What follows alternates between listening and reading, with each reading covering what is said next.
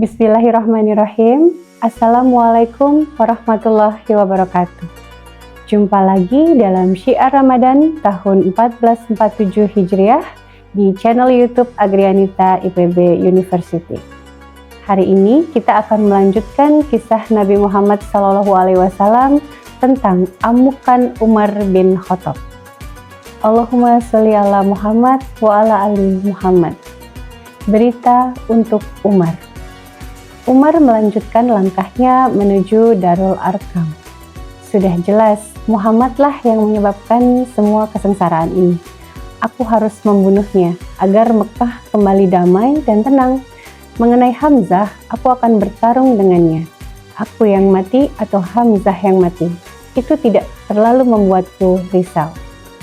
Tiba-tiba lamunannya buyar ketika Nu'aim bin Abdullah menegurnya.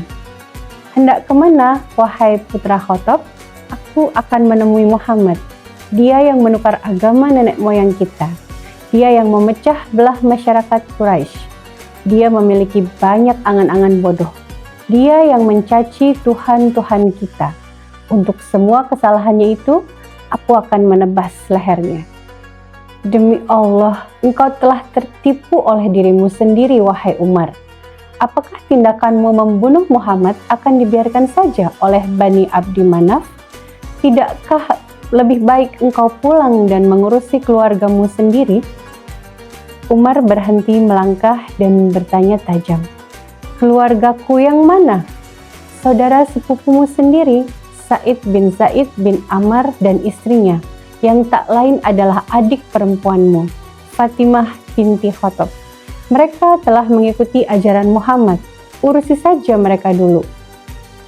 Umar segera membalikkan badan dan melangkah cepat menuju ke rumah adiknya. Kalau itu benar, aku akan bertindak pada Sa'id bin Zaid seperti yang pernah dilakukan oleh ayahku yang garang, Al-Khattab, kepada ayah Sa'id, Zaid bin Ammar. Berani-beraninya dia memeluk Islam, sedangkan dia tahu aku membenci agama itu.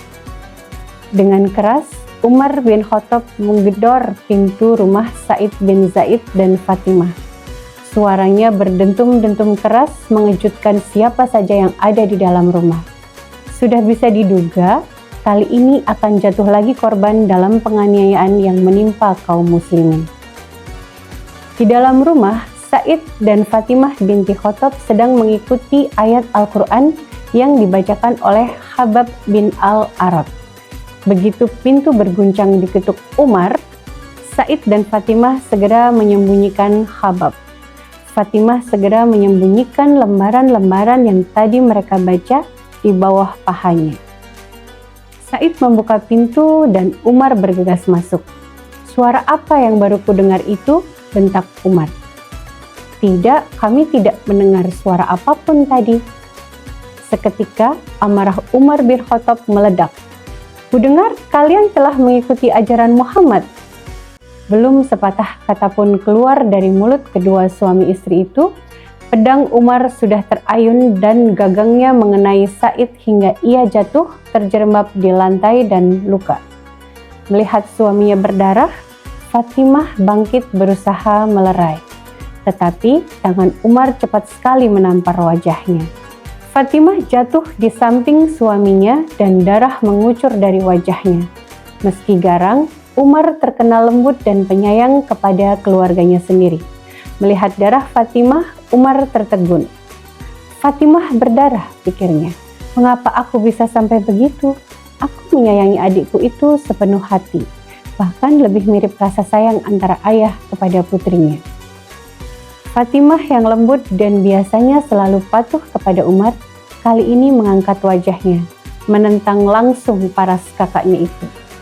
Baiklah, seru Fatimah, lakukanlah apa saja yang engkau kehendaki. Fatimah sudah siap menghadapi berbagai kemungkinan yang akan terjadi. Ia siap disiksa oleh kakaknya sendiri yang dari kecil begitu menyayanginya.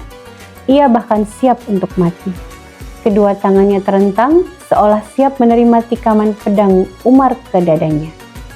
Umar pun tertegun. Ia mulai gamang dan terdiam. Di lain kesempatan, tiba-tiba Umar mulai merasakan hal lain yang tidak biasa pada Al-Quran. Begini kisahnya. Suatu malam, Umar bin Khattab diam-diam mendengar Rasulullah SAW membaca Al-Quran pada malam hari. Umar pun terpesona. Namun, ia berkata dalam hati, "Ah, ini pasti ucapan seorang penyair," bisik hati Umar. Saat itu Rasulullah SAW membaca surat Al-Haqqah ayat 41.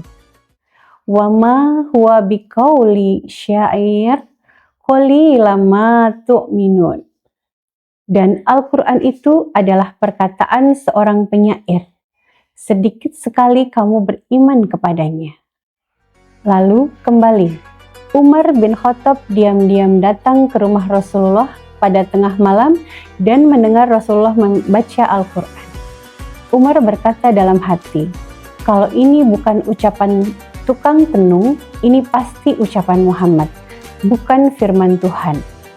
Namun, sesegera itu Rasulullah membaca surat Al-Haqqah ayat 43. Tanzilum mir rabbil alamin. Ia, Al-Quran, adalah wahyu yang diturunkan dari Tuhan seluruh alam. Masya Allah, Al-Quran memang bukanlah syair mantra, melainkan wahyu yang diturunkan langsung oleh Allah. Demikian kisah Nabi Muhammad SAW episode terakhir pada Ramadan 1447 Hijriah ini. Semoga kisah-kisah Nabi yang telah ditayangkan di channel YouTube Agrianita IPB University ini bermanfaat dan memberikan banyak hikmah untuk kita semua. Selamat menjalankan ibadah puasa. Wassalamualaikum warahmatullahi wabarakatuh.